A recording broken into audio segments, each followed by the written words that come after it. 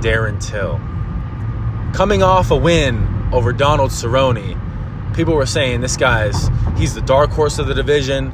He's going to be the next champ. He's going to smoke Woodley. What were we thinking? His best win was Donald Cerrone, which, to be fair, at the time, Donald was ranked, I think, 5 in the world.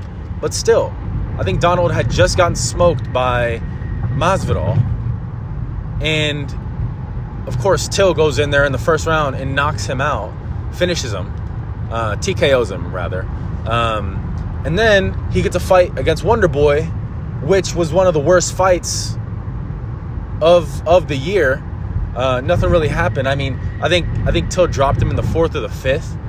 But other than that, nothing really happened. Plus, he missed weight. So, when they gave him a title shot, I thought Till was going to win. Me and a lot of other people thought Till was going to win.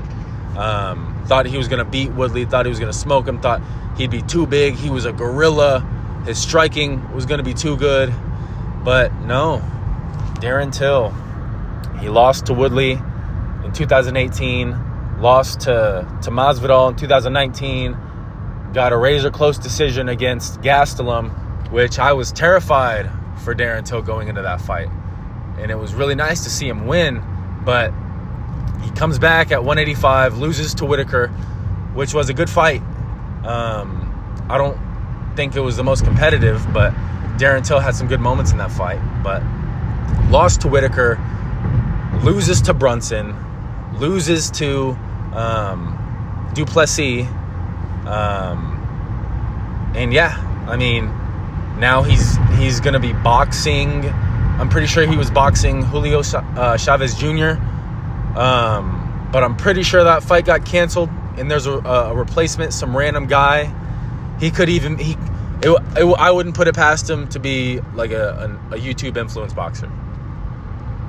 But man, Darren Till in 2017 and 2018, this guy was a star. He was gonna be the champ, and it's just crazy to see, how far he's fallen. Dominic the Torso Reyes. Dominic. I remember watching Dominic fight. The first time I'd seen him fight was at UFC 229. I was watching a live stream.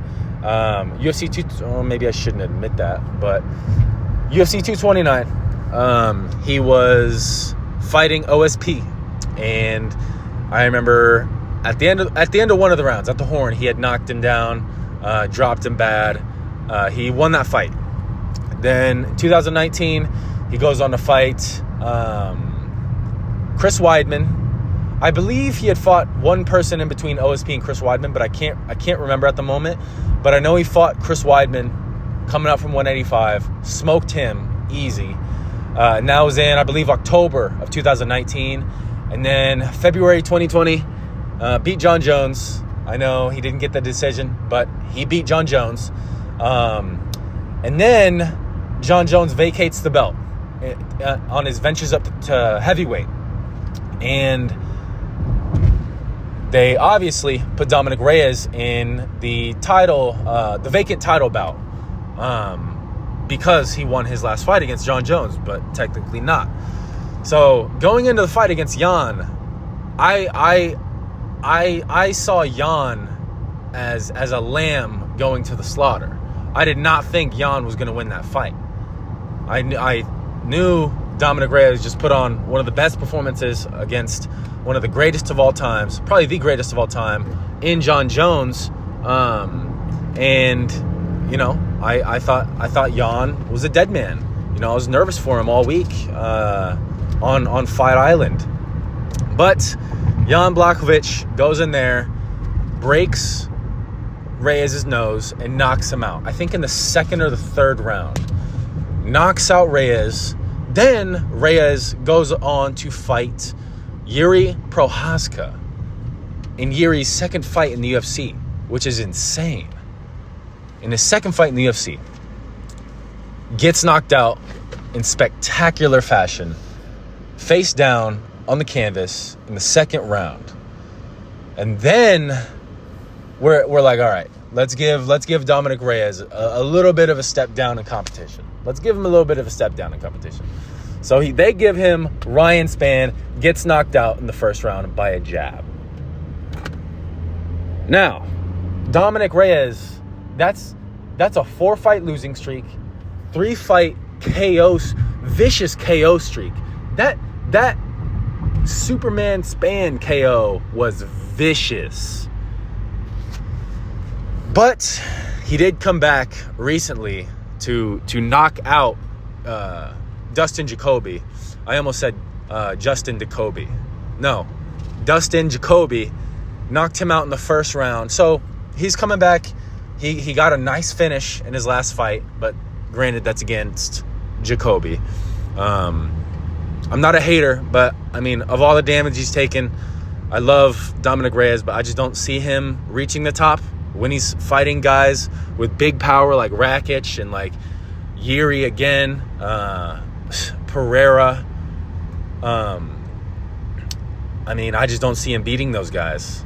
Jan Blachowicz again. He could fight Anthony Smith. I see him smoking Anthony Smith, or give him Khalil Roundtree. That'd be a fun fight. But man, I just don't see him reaching the top again, which sucks because he did beat John Jones. They just didn't give him the nod on the scorecards. But yeah, Dominic Reyes. Johnny Walker from 2019. The way this guy knocked out Khalil Roundtree, the way this guy flying kneed Misha Serkinov's head into the 5th row, the way this guy knocked out Justin Leday. When he knocked out Justin Leday with a spinning back fist, I was like, this guy's the uncrowned champ. This guy's going to beat John Jones. But really, I did think I was scared for John Jones watching Johnny Walker knock these guys out, which is crazy looking back on it because he hadn't really beat anybody. I mean, he really beat nobody, to be honest. He just had a bunch of flashy wins. But, I mean, I guess I didn't see the video of him on the regional scene getting knocked out 4 or 5 times in 30 seconds. But Johnny Walker in 2019, man, you had to be there. You had to witness it. Everybody was saying this guy was going to beat John Jones. I don't know what we were talking about. Now he's going on to lose. Unfortunately for him, get knocked out in some of the goofiest fashions against Jamal Hill, almost against Ryan Spann, Superman Spann. He got dropped bad in that fight, and he was looking like a deer on ice. He was on skates in that fight. Ryan Spann. Who else? Who else has knocked him out? Obviously, Ankalaev in his most recent. He got knocked out by Volkan Ozdemir. No time. That was a crazy knockout. But how far he's fallen is definitely it's not fun to see. You know, I wish him well though. From early 2019, you had to be there. I think he fought Cejudo in June of 2019. But before that, and even going into the Cejudo fight, leading up to it, I feared for Cejudo's life. The way Moraes was finishing people in his physique, he looks like just an animal. The way he finished a Sun Tzu, the way he finished Aljamain Sterling, knocked him out, the way he switch kicked Jimmy Rivera, this guy looks scary. And Cejudo, coming up from 125, I knew he was going to be smaller.